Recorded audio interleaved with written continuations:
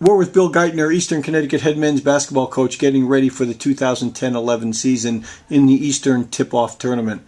Bill, you guys won 20 games last year. Is the goal now is to try and maintain that level? I think so. I mean, once again, it's a new year. Last year was last year, but with 12 returners, 4 of our 5 starters from last year back, obviously our expectations, our goals are high. You guys came in last year. You had some unknown people. I mean, a Jeremy Thompson, even a Jamie Cohn, a Hamilton Levy, guys that you asked to step up. Were you happy with that way that group reacted? No, I think last year's year was great in that sense that we had some unknowns that really stepped up, elevated their play. Hamilton did an unbelievable job the last third of the season. Jeremy stepped in. Even Mike Garrow the last 6-7 games came up big for us off the bench. And once again, that's going to be the same case this year, where some guys, especially out of our sophomore class, Joe Ives, Chris Robitaille, Mike Garrow, where they were freshmen last year, unknown quantities, are really going to have to take that next step and be prime time players for us this year if we want to accomplish some of our goals. Would you classify this group as a veteran group? I think so. I mean, once again, you're going to start 2 senior forwards that have been through a ton of battles, conference, non-conference, and Broderick Sawyer and Bill Revito. The 2 juniors and Jamie Cohn and Nick Nedwick are going to be on the floor. So clearly, I do think we're a veteran ball club. You guys got off to such a great start last year. You won your first 4. You won the tip-off tournament. You won 3 straight games in overtime, which is beyond belief. How do you account for winning so many close games? Or can you anticipate that? I don't know if you can ever anticipate that. I mean, once again, 3 overtime games in a row. 1 you pretty much win because you bank 1 in from the hash mark.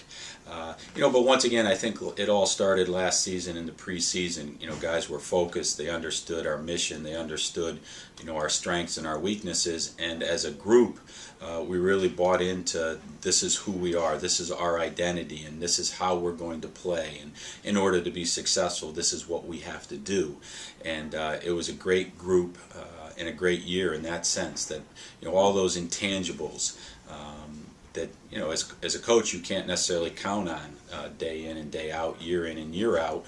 They all were there for us, and clearly getting off on the right foot was good for that group because once again it just reinforced that yes, this is what we are and this is how we play. So it worked out very well.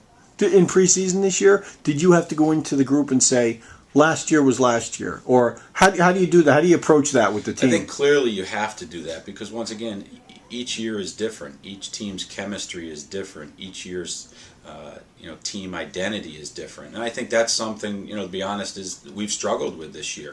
I think some of our guys did come in with, well, we won 20 last year. We finished in second in the conference. This is just going to continue. And, I don't believe that's the case. I mean, once again, each year, each team has its own chemistry. Each year, each team has its own identity. And I think right now, those are things that this year's group is continuing trying to find. Sometimes when a new year starts, you forget how hard it was and how many close games you played in order to get to 20 wins. Without a doubt. I mean, you mentioned the 3 overtime games. There were 6 or 7 other games last year that were decided in the last 2 minutes. And, we did a very, very good job last year with last year's team, finishing those games. But once again, a bounce here, a bounce there, 20 wins doesn't happen.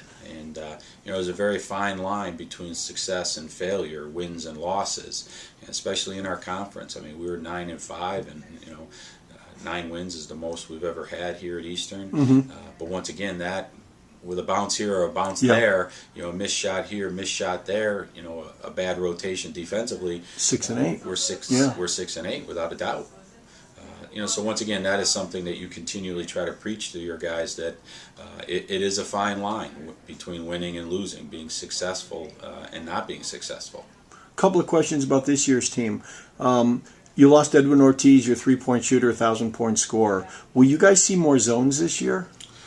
I would think initially, I mean, just on paper, if you look at us, Edwin was clearly our one very, very good three-point shooter. So if you take him out of the mix, I mean, once again, I would think teams would think about zoning us. So guys are going to have to be ready for that. That's something we worked on this preseason. Just once again, if a team does go zone, not to strictly rely on three-point shooting. I mean, we have other ways, to shrink the defense, to get the ball to the short corner, to the mid-post, and then attack that way. So if we do see zone, we're clearly not going to be a team that's just going to, shoot threes where, Edwin may, get 8 or 9 attempts up in one game. Because that was his strength. I don't know if this year's team, we have anyone that's going to do that this year. Well, might you see, because you don't really have a experienced, maybe not even a true point guard, will you see a lot of pressing, which I think you saw a lot of pressing last year at the end of the second half?